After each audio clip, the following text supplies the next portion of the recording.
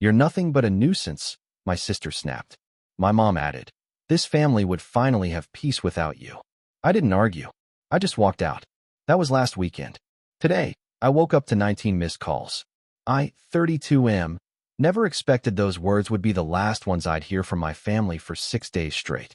But here we are, and my phone screen is lit up like a Christmas tree with notifications I'm not sure I want to read. Let me back up to last weekend. I'd driven 3 hours to attend my nephew's birthday party at my sister's house. Nothing fancy, just the usual family gathering where I'd play the role of the dutiful uncle and son. I brought an expensive gift, helped set up decorations, and even volunteered to clean up afterward.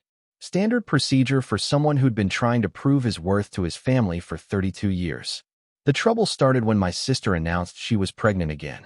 Everyone erupted in celebration, hugging and congratulating her.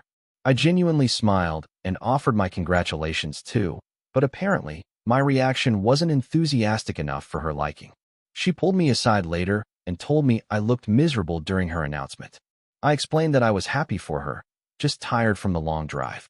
That's when she exploded. She said I always found ways to ruin important family moments with my negative energy. She called me selfish and accused me of being jealous because I was still single while she was building a beautiful family. I tried to defend myself, explaining that I wasn't trying to dampen anyone's mood. That's when Mom joined the conversation. She agreed with my sister, saying I had a pattern of making everything about myself. According to her, I was always the victim, always complaining, always bringing drama to family events. Then came the words that changed everything. My sister looked me dead in the eye and told me I was nothing but a nuisance. Without missing a beat, Mom added that this family would finally have peace without me around. She said it so casually, like she was commenting on the weather. I stood there for maybe 10 seconds, processing what I'd just heard. My own mother and sister, the people who were supposed to love me unconditionally, had just told me they'd be better off without me. I didn't argue. I didn't yell. I didn't even try to defend myself anymore. I simply walked to my car, got in, and drove home. The 3-hour drive back to my apartment gave me plenty of time to think. I realized this wasn't an isolated incident. This was the culmination of years of subtle put-downs, forgotten birthdays on their part while never missing theirs, and always being the last to know about family news. I was the family afterthought, the obligation they tolerated rather than the brother and son they cherished. By the time I reached my apartment, I'd made a decision. If they wanted peace without me, they could have it. I blocked all their numbers, unfriended them on social media, and removed myself from the family group chat. For the first time in years, I felt a strange sense of relief. The week that followed was surprisingly peaceful. I threw myself into work, caught up with friends I'd neglected, and even went on a date with a coworker who'd been asking me out for months. I didn't realize how much emotional energy I'd been wasting trying to maintain relationships with people who clearly didn't value me. Wednesday brought the first crack in their silence. My phone buzzed with a call from an unknown number. I almost answered, thinking it might be work-related, but something made me hesitate. The voicemail that followed was my sister, her voice notably different from the sharp tone she'd used 6 days earlier. She sounded confused, asking why I wasn't answering my phone and wondering if something was wrong. I deleted the message without listening to it completely. Thursday brought 2 more calls from different unknown numbers. Both were my mother, her messages increasingly frantic. She wanted to know why I wasn't responding to anyone and demanded I call her back immediately. The entitlement in her voice made me laugh out loud. Even in her concern, she was issuing orders. Friday was when things got interesting. My sister showed up at my workplace. Security called me down to the lobby where she was waiting, looking disheveled and agitated. She demanded to know why I was ignoring the family and acting like a child. She said everyone was worried sick about me and that my behavior was causing unnecessary drama. I told security I didn't want to speak with her and returned to my office. Through my window, I watched her pace in the parking lot for 20 minutes before finally leaving. The irony wasn't lost on me. She was calling me dramatic while making a scene at my workplace. That evening, my phone started buzzing nonstop. Different numbers, all family members who'd suddenly remembered I existed. Aunts, uncles, cousins who hadn't spoken to me in months were suddenly concerned about my well-being. The messages ranged from worried to demanding to guilt-tripping. My cousin left a particularly memorable voicemail explaining that Mom was beside herself with worry and that I needed to stop being stubborn and call home. Another aunt accused me of being cruel and punishing everyone for something my sister said in anger. The beautiful thing about having already made peace with my decision was that none of these messages affected me the way they would have before. I wasn't the same person who used to scramble to fix things whenever family drama erupted. I wasn't the one who always apologized first to keep the peace. Saturday brought the most interesting development yet. My sister's husband, who'd barely acknowledged my existence in the 5 years they'd been together, called from his personal phone.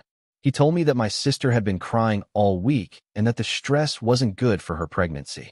He tried to convince me that she didn't mean what she said, that it was just hormones talking. I almost laughed. Now her cruel words were being blamed on pregnancy hormones, as if that somehow erased the venom behind them. I didn't return his call. Sunday morning is when I woke up to 19 missed calls. The desperation in the accumulated voicemails was palpable. Mom was now claiming she never said what I heard her say. My sister was sobbing through her message, insisting she loved me and begging me to come home for dinner. The most revealing message came from my dad, who'd been notably absent from the drama until now. He admitted that Mom and my sister had been talking about the incident all week, trying to figure out how to fix things. He said they realized they'd gone too far and wanted to make amends. But here's what struck me most. Not one of them had actually apologized. They were sorry for the consequences of their words, sorry that I was upset, sorry for the family drama that followed. But nobody was sorry for meaning what they said in that moment of honesty. As I sat in my kitchen this morning, scrolling through message after message, I realized something profound had shifted. The desperate tone of their calls told me everything I needed to know about family dynamics I'd been blind to for years. I wasn't the problem family member they'd convinced me I was. I was the family member who did everything. The one who organized gatherings, remembered birthdays, helped with moves, loaned money when needed, and provided emotional support during crises.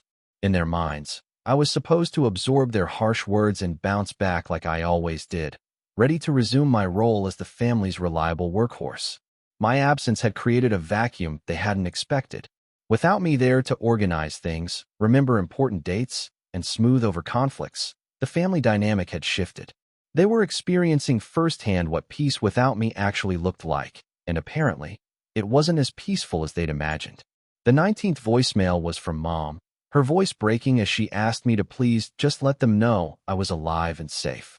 She said she'd been having nightmares about something terrible happening to me and that she couldn't live with the last words between us being so awful. I set my phone down and made coffee, thinking about my next move. The old me would have called back immediately, eager to repair the damage and return to the familiar dysfunction. The old me would have accepted partial blame for the blow-up and worked to rebuild bridges I hadn't even burned. But the new me, the one who'd spent 6 days discovering what life looked like without constant family drama, wasn't so eager to rush back into the chaos. I spent the morning doing something I hadn't done in years. I made plans that didn't involve checking with family first. I booked a weekend trip to the mountains, something I'd been wanting to do but had always postponed for family obligations. I called the co-worker I'd gone out with earlier in the week and asked if she wanted to join me. Around noon, my sister showed up at my apartment building. The doorman called up to announce her visit, and I told him I wasn't available. Through my window, I watched her sit in her car for over an hour, occasionally looking up at my building. The desperate behavior of someone who'd just realized they'd overplayed their hand. My phone buzzed with a text from her. "I can see your car in the parking garage. I know you're home. We need to talk." I didn't respond. Another text arrived 10 minutes later. "I'm not leaving until you talk to me." I ordered lunch delivery and settled in for what might be a long afternoon. If she wanted to waste her Sunday sitting in a parking lot, that was her choice. By evening, she was gone, but the calls kept coming. Now extended family members were getting involved, people who'd never mediated family conflicts before suddenly becoming concerned about family unity. The narrative being spread was that I was having some kind of breakdown and punishing innocent people for a minor disagreement. Monday brought a new strategy.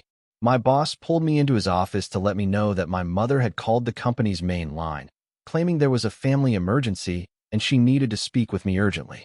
He wanted to make sure I was okay and didn't actually have an emergency I was dealing with. I explained the situation briefly, and he was surprisingly understanding. He'd dealt with his own family drama over the years and recognized the pattern. He assured me that my personal life wouldn't affect my work and that he'd handle any future calls from family members.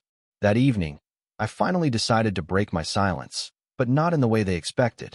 I created a group text with just my parents and sister and sent a single message: "I'm alive and well.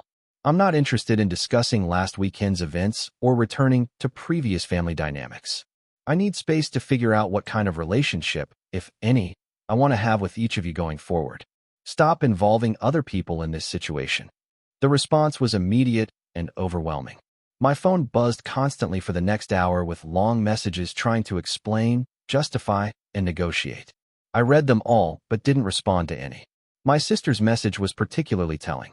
She acknowledged that she'd been harsh, but claimed she was stressed about the pregnancy and worried about finances. She said she took her frustration out on me because she knew I'd forgive her like I always did. She admitted she'd come to expect me to be the bigger person in our conflicts because I was good at letting things go. Mom's message was an attempt at emotional manipulation wrapped in motherly concern. She talked about how family was everything, how we needed to stick together, and how my grandfather would be disappointed if he could see our family falling apart over harsh words spoken in anger. She reminded me of all the sacrifices she'd made as a mother and how my behavior was breaking her heart. Dad's message was the most honest. He admitted that Mom and my sister had developed a pattern of treating me like the family problem solver, an emotional punching bag. He said he should have spoken up over the years, but had taken the easy route of staying out of family conflicts. He acknowledged that their words last weekend were cruel and unacceptable, regardless of the stress they were under. Reading these messages confirmed what I'd suspected. They understood exactly what they'd been doing all these years. I hadn't been imagining the inequality in our relationships. I hadn't been oversensitive or dramatic. I'd been filling a role they'd created for me, and they'd become so comfortable with that dynamic that they forgot I had the option to walk away. Update 1. It's been 2 weeks since I sent that group text, and the landscape has shifted dramatically. The constant calls have stopped, replaced by a more strategic approach that's somehow more unsettling than the previous desperation. My sister had a miscarriage. I found out through my cousin, who called to inform me and strongly suggested I reach out to offer support. The emotional manipulation was immediate and intense. How could I maintain my grudge when my sister was going through such a devastating loss? I felt genuine sadness for her loss. Despite everything that had happened between us, I wouldn't wish that kind of pain on anyone. But I also recognized this tragedy was being weaponized to pressure me back into the family fold. I sent a single text expressing my condolences and left it at that. The response was swift and harsh. Multiple family members accused me of being heartless and cruel. My mother called me from different numbers, sobbing about how my sister needed her brother during the worst time of her life. Extended family members who'd never shown much interest in my well-being suddenly had strong opinions about my character. But something interesting happened during this emotional onslaught. Several family members reached out privately to express support for my position. My youngest cousin admitted she'd always noticed how differently I was treated at family gatherings.